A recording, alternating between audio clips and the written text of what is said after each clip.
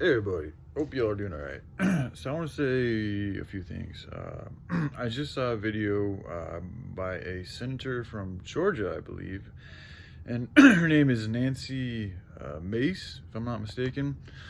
And yesterday I watched it. I'm saying this because I'm seeing a progression, so I thought I'd speak on the topic because it seems to be drawing a lot of attention.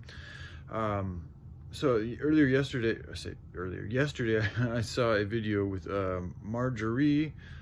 Oh, I can't remember the rest of her name. She's the very outspoken. She's got to be Republican because she's with Trump. I'm assuming she's a Republican senator. I'm not sure exactly where she's from, but she's the blonde-haired woman that's been very outspoken. She's in the Trump, squad or team, and them two both. Well, yesterday Marjorie said something, and then today Nancy said something, and it's pertaining to the transgender senator from, is it Delaware, if I'm not mistaken, who's the first transgender senator in America. And there's this issue, I'm sure you guys have heard about it, about how the two female senators I just talked about, how they're being very strict and open about how they absolutely do not want a biological male, as they're calling it, in their, so a transgender person, a biological man, they transition to be a woman, they do whatever operations they do, but from their standpoints, they're saying if you were born as a man, you're a man. Even if you make the transition, from their eyes, you're still a man. And from that scientific standpoint, which there's truth to that, in my opinion, and it's not really opinion, but then they shouldn't be in women's, locker rooms, dressing rooms, bathrooms, private areas, so forth. And I totally agree. I do. It's weird, man. Like, you shouldn't. It's just, it does, like, having that like, you still have that DNA program, especially because there are a lot of women that have been abused by men.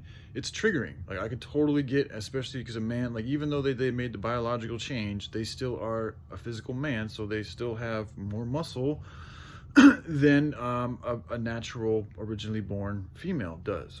So from that standpoint alone, the transitioners, need to respect the fact that they're still, even though they've done all these changes, they still pose a threat, a physical threat to women. And then there's also just the fact that they are programmed, like, still as a man. Like, there's still, even though they've done the cosmetics and, the visual changes, like, how much is going on inside? Like, you don't know how much of that man is still in there that could, be overwhelmed with emotion if they were in a very fucking, just situation, a private situation, like where people are walking around naked in gyms and shit like that. I can see how, as a female, I would be very triggered to having a transgender person around. I'm just being real. I totally get that. The one thing that I think you guys are off on is your tone and your presentation, and, like, you guys are like, it does feel very hateful. Like, it's not like, I mean, you guys are being a little too aggressive in your approach. Like, you don't need to be as hateful. Like, that's the issue. It isn't like, I agree with the protocol. Like, I totally agree. Like, there should not be biologically born men in female locker rooms or bathrooms or anything like that. I totally agree with that. The thing I don't agree on is you guys, is the way that you're communicating with these people. And you even talk about it yourself, how you, or at least Nancy, said pretty much that she thinks all transitioning people have mental illnesses. And that could be true.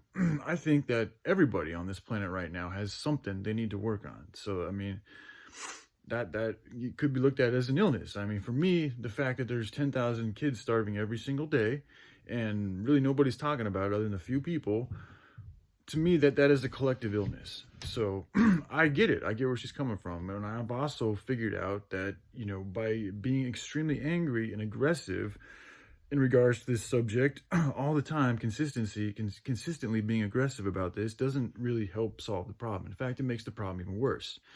And Nancy even talked about how it makes it worse because I'm drawing negative energy. Like, I'm putting negative energy into the atmosphere when I'm trying to solve a problem. In order to solve something, there has to be a positive element. Like, it has to be more of a positive feeling situation pattern in order for it to be positively solved or moved into a positive trajectory. So the more negativity you put into it, the less positivity there's going to be, therefore making the solution that much more, hard, impossible or challenging to meet. So you're really just hurting yourself and your cause. And it's not, and you guys are supposed to be the ones to secure tranquility. Like, that is in the preamble of the Constitution, is that you're part of y'all's jobs, especially if you're in the Hill or any type of public representatives, is to help ensure domestic tranquility. When you guys are spewing hate for no reason, like, you guys aren't being threatened right now, like you aren't having transgender people watching you in your bathrooms right now. If it was happening right now, that's a little different, because that would give you an immediate reaction.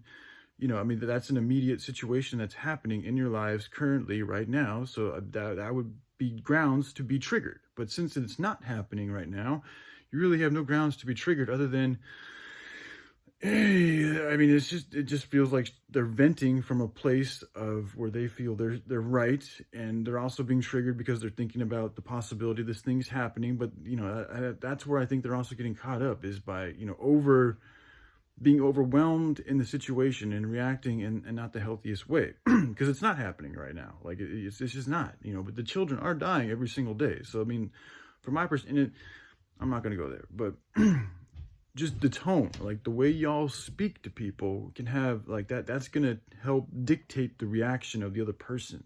So especially as a public servant, I think, and especially because here in America, that's part of y'all's job, is to promote.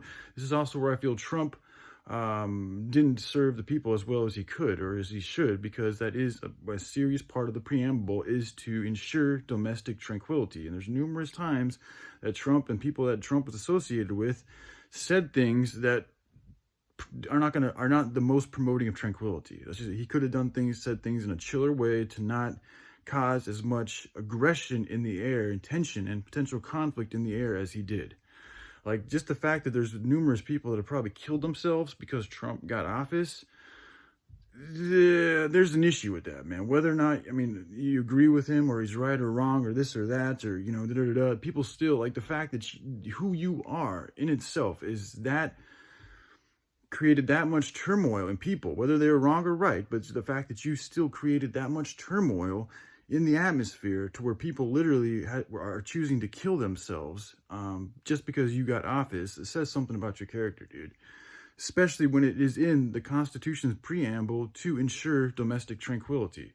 People offing themselves because you got office is not ensuring public tranquility. And because you are a leader, right, you have the ultimate responsibility for that.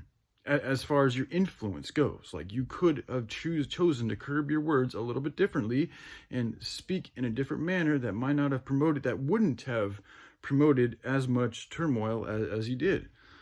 So it's largely an issue that I'm seeing, not with all Republicans, but largely in the Republican area of things. You guys have this very aggressive and sometimes mean tone in regards to other people and things that you don't agree with. And beyond whether or not you're right or wrong, the way you say things has an effect.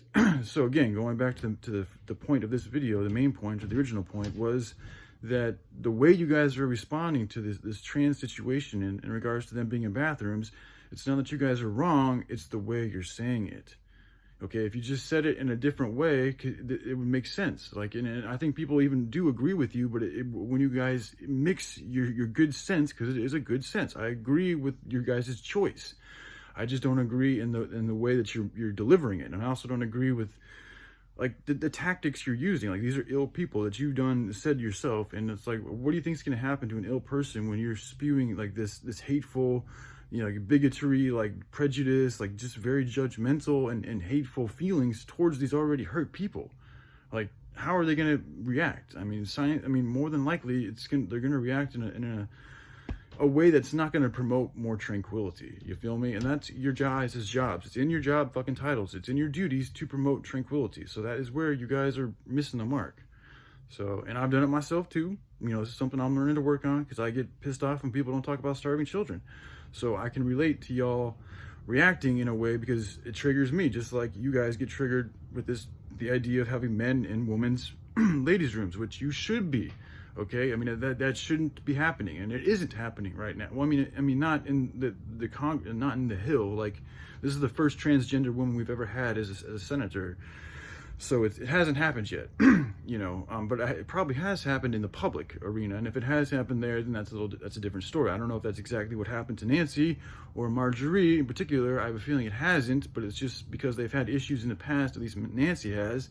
I don't know if Marjorie has, and that could add to their triggering, but I think that the main thing is that they're thinking ahead, they're thinking into the future, and they're imagining a reality to where they have to live with going to the bathroom and going to the gym and knowing that there's potentially biological men around them. That's what I think is the main factor that's disturbing them. But see, that's the problem, is because there's that potentiality, and then there's people's past, and that's why we can all choose to help things grow in a good way by choosing to curb our words and our emotions in a more tranquil, positive, good, and loving manner. Especially if you're in a position of representing the people, because that is literally your job, to help hold down the goodness of the era, of the atmosphere, of the tranquility of the moment, of the people, posterity, all that stuff. So anyways, all right, I love you guys. Y'all take care. Bye.